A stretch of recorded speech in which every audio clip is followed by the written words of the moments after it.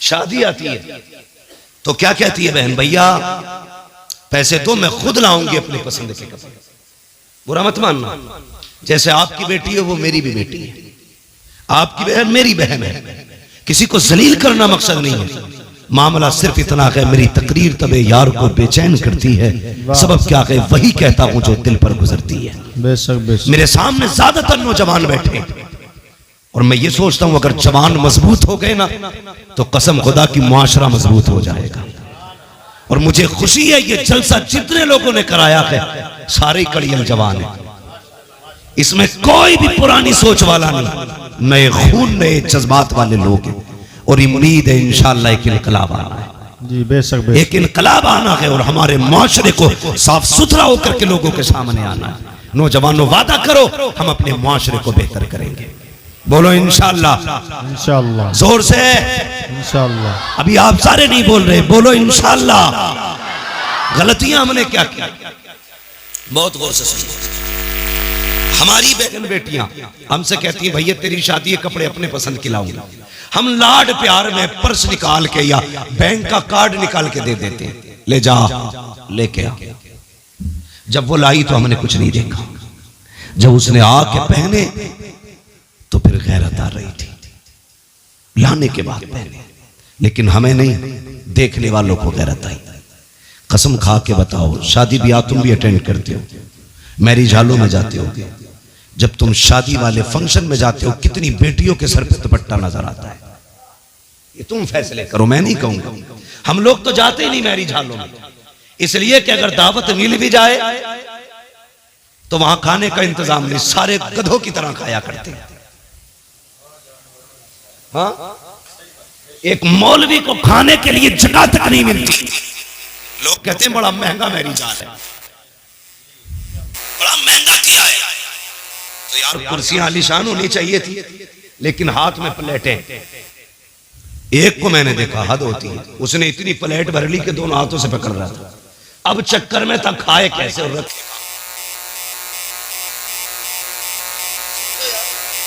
तो हम लोग जाते ही नहीं, चले जाएं तो जो लेना देना दे के आ जाते, क्योंकि हमारे लिए जगह ही नहीं, लोग टहल टहल के खाते। इसलिए तुमसे पूछ रहा हूं कितनी बेटियों के सर पे दुपट्टा होता है? 5% बहुत कह दिया, 3% ये दुपट्टे सड़क के गले में आ गए।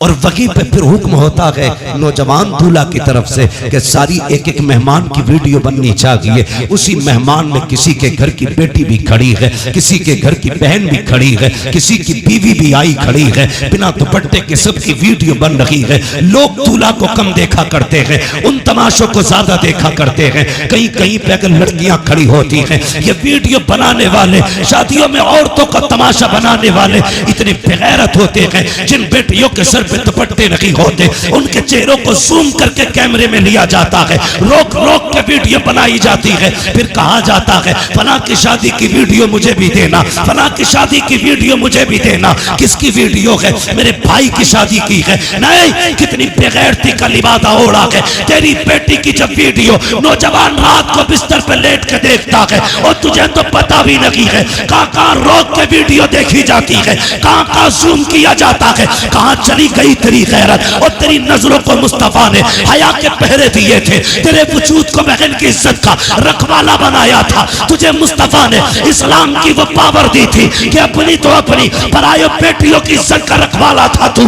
आज तूने वीडियो बना करके अपनी बेटी का तमाशा बना दिया और तुझे हो क्या गया है। और तुम्हें खुदा का वास्ता शादी ब्याह में वो लिबास न पहनाना जो तमाशा बन जाए। अगर बेटियां आए उनसे कहना पर्दे में आना, मुझे मतलब नहीं है तू रूठे या ना रूठे, तमन्ना ये है कोई राजी हो ना हो, मदीने वाला मुस्तफा राजी हो जाना चाहिए। वाह वाह, क्या बात है, वाह वाह। नारे तकबीर, नारे रिसालत, आमदे मुस्तफा कॉन्फ्रेंस, मुफ्ती अहमद साहब क़िबला, नारे तकबीर, नारे रिसालत। वाह वाह वाह वाह। सारे जन्नत में जाना चाहते हैं, अल्लाह सबको जन्नती बनाए, सबकी तमन्ना है भी और होना भी चाहिए। मेरे हुजूर ने फरमाया था अल्लाह से दुआओं में जन्नत मांगा कर। ये तो एक अजीब दौर है। जन्नत से भी लोगों का दिल हटा दिया जाता है। माजरत के साथ, मैं नात खानों का मुखालिफ नहीं। नात खानी बड़े फख्र की बात है और बड़े नसीब की बात है, लेकिन कभी कभी नात खानी में भी लोग कह जाते हैं हमें रिजवान तेरी जन्नत की ज़रूरत नहीं है। हुजूर कहते हैं कि अल्लाह से जन्नत मांगा करो। जब बंदा 3 मरतबा अल्लाह से कहता जन्नत दे जन्नत दे, जन्नत कहती है अल्लाह मुझे इसके नाम में लिख दे। बेशक बेशक, क्या बात। हुजूर क्यों रोते रहे? ताकि उम्मत को जन्नत मिल जाए। जी जी, हाँ, उम्मत को जन्नत मिल जाए। हाँ, कितनी जोर से कह रहे हैं, मुझे देख के जहन्नम को भी आ गया पसीना। ये कोई तुम्हारे घर का हीटर नहीं है कि जब चाहो कान ऐंठ के ठंडा कर दिया। ये जहन्नम है, ये जहन्नम है। तुम्हें पता है ये जो गर्मी होती है ना, ये जहन्नम की सांस से गर्मी होती है। जिसकी सांस में इतनी गर्मी है उसके अंदर कितनी गर्मी होगी। दुआ कर अल्लाह से, पुलसिरात से गुजरने की बारी आए ना तो हुजूर की दुआएं बस साथ लग जाए। अगर उनकी दुआएं साथ न लगी ना तो फिर खैरियत नहीं है, खैरियत नहीं है। मैं यहां लामा बना फिरता हूं, यहां हमारी पगड़ी और जुब्बे की इज्जत है, वहां कोई मसला नहीं है। वहां सारी एक लाइन में खड़े होंगे, बता क्या करके आया है, सबको बताना है तूने क्या किया, तूने क्या किया। दुआ करना यार, अमल तुल रहे हो तो मुस्तफ़ा खड़े हो, वाह, पुलसिरात से गुजर रहे हो तो हुजूर दुआएं कर रहे हो। बेशक, अगर हुजूर दुआएं करेंगे तो बरेली के इमाम ने कहा था रजा पुल से वजद करते गुजरिए कि है रब्बे सल्लिम दुआए मोहम्मद। क्या बात। हुजूर अगर दुआ कर देंगे तभी बेड़ा पार होगा, वरना काम नहीं है ऐसे, नहीं है काम ऐसे। बेटियों को सिखाओ दीन क्या है, खुद भी समझो दीन क्या है। खुदा की कसम तेरी मेरी बेटी की औकात क्या है? हाँ, क्या औकात है हमारी तुम्हारी बेटी की? खुद अगर हम देखें, लोग कहते हैं यार तू बड़ा मशहूर है। मैं कहता हूँ अल्लाह का शुक्र है उसने मेरे ऐबों पे पर्दे डाल रखे हैं। अगर वो पर्दे उठा देना, हाथ चूमना तो बड़ी बात है, कोई महफिल में न बैठाएगा। ये तो करम है उसका कि वो बंदों के राज पे पर्दे डाले रहता है। बड़ा करीब है वो, बहुत करीब है। लेकिन कुछ हमारी भी जिम्मेदारियां बनती है, हमारी भी जिम्मेदारियां बनती हैं। लोग कहते हैं अगर वो ऐसा है तो फिर ऐसा क्यों नहीं है? अगर वो मुझसे नाराज है तो फिर मुझे मुसीबत में क्यों नहीं डालता? उसे चैलेंज न कर।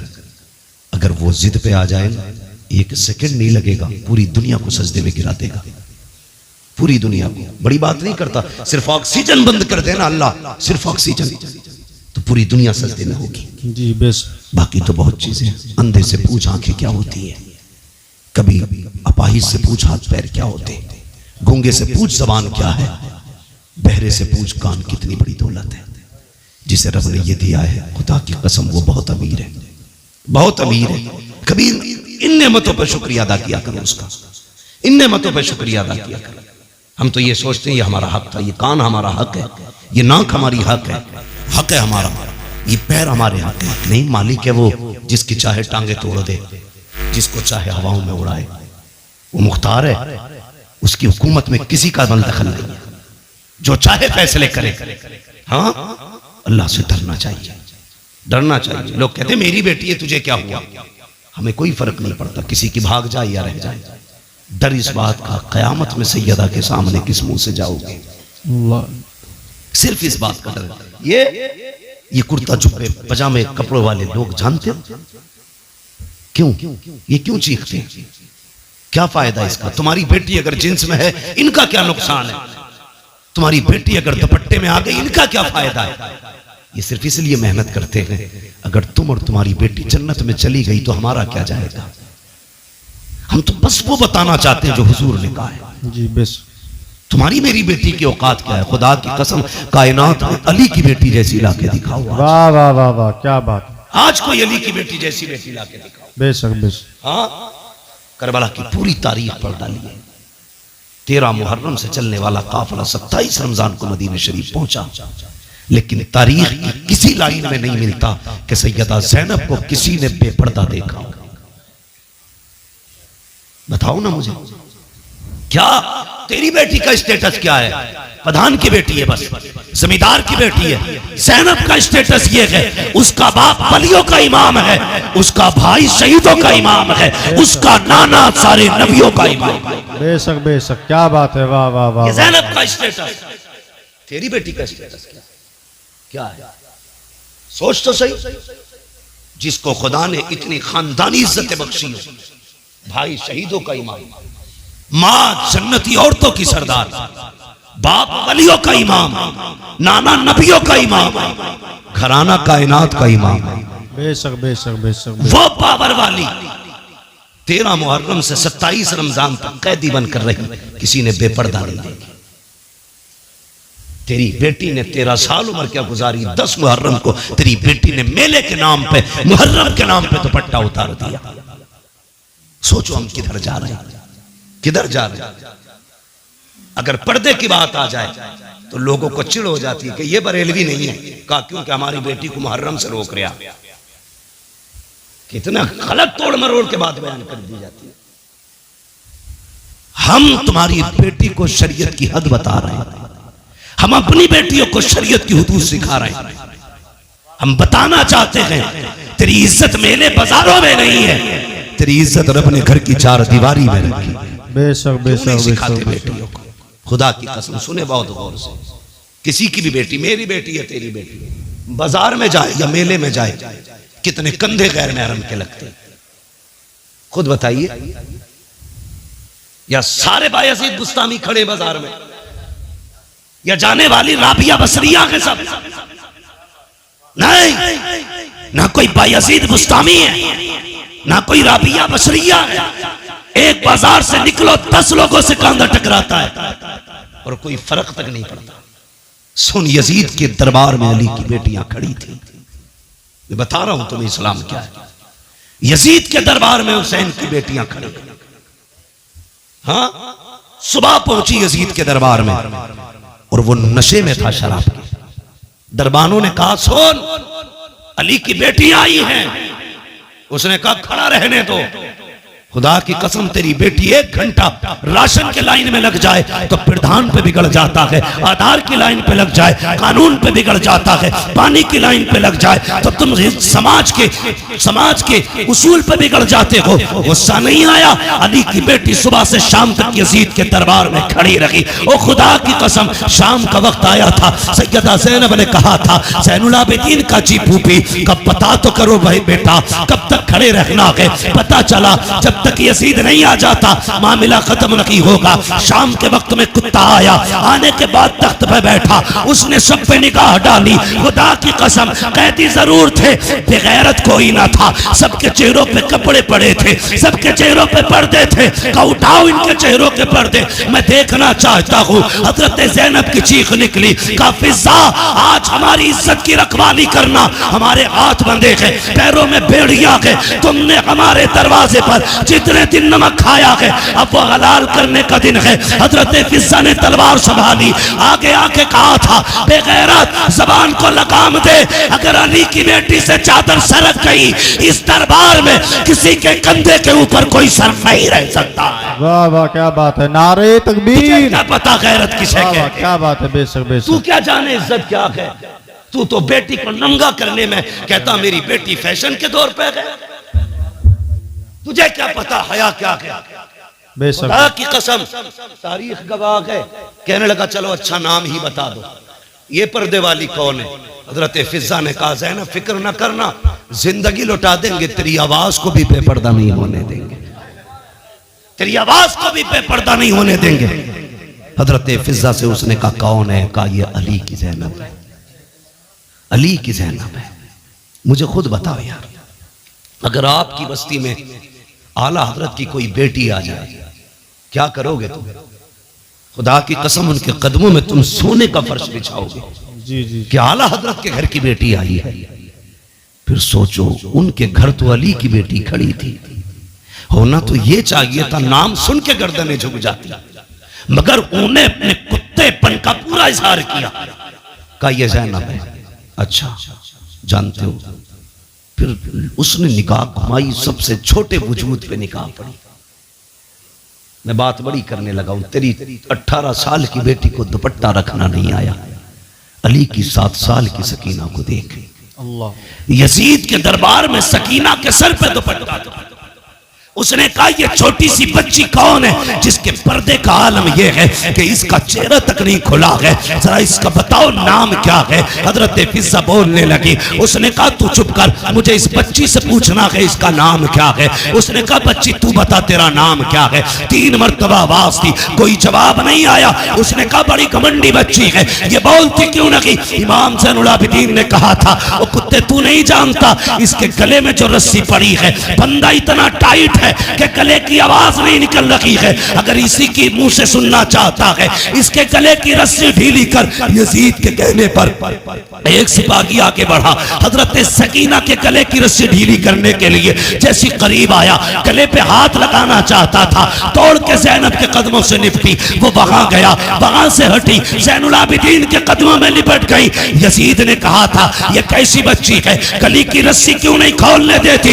इमाम सज्जाद ने कहा था तू नहीं जानता है ये अली के घर की बेटी है, ये मर तो सकती है, किसी गैर का हाथ इसकी गर्दन को लग जाए ये गवारा नहीं कर सकती। वाह वाह वाह वाह वाह वाह, क्या बात है, वाह, बहुत शर्म करो, तुम्हारी दौलत तुम्हें मुबारक।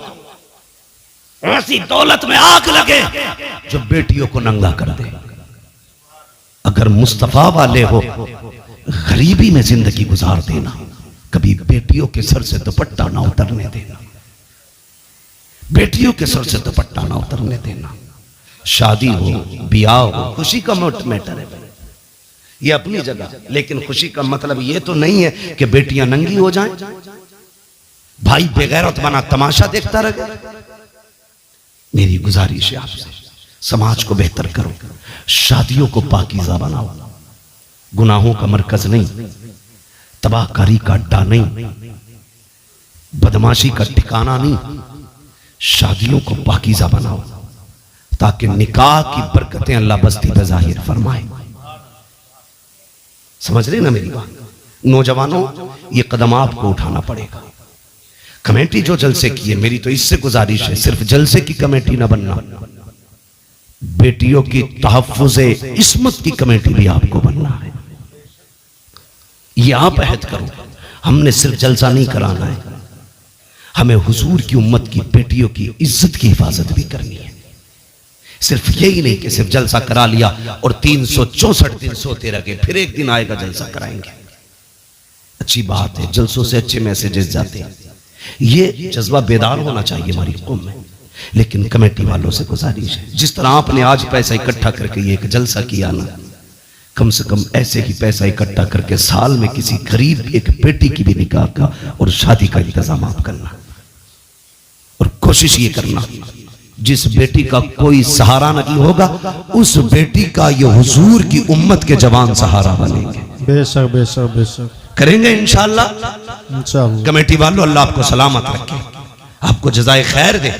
मगर मैं ये चाहता हूँ आपके जरिए और भी काम होने चाहिए, ज़मीनी तौर पे भी काम हो। अगर बैटरी डाउन हो जाए फिर उलमा को बुलाइए, फिर अपनी इस्लाह कराइए।